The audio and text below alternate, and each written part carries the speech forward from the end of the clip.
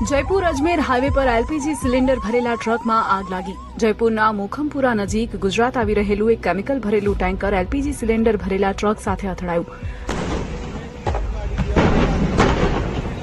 टक्कर लागता ज ट्रक में आग लागी गई और लगभग 300 सिलिंडर फाट्या। एक व्यक्ति जीवतो बળી गयो और अन्य 5 लोग घायल थया। विस्फोट एटलो भयंकर हतो के आगनी ज्वाळाओ और विस्फोटना अवाज घणा किलोमीटर दूर सुधी संभळाया। करीब 1 घंटे से अधिक समय तक ये सिलेंडर जो आप सड़कों पर बिखरे हुए देख रहे हैं, ये एक के बाद एक फूटते चले गए।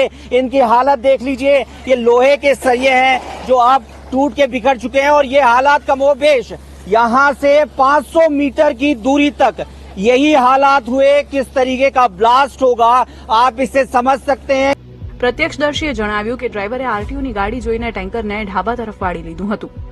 आईटी की वजह से ये जो टंकर है ना, ये ब्रेक लिया, ब्रेक लेके गैस वाली गाड़ी में टकरा गया, फिर आग लग गई बस। और गाड़ी को बचाने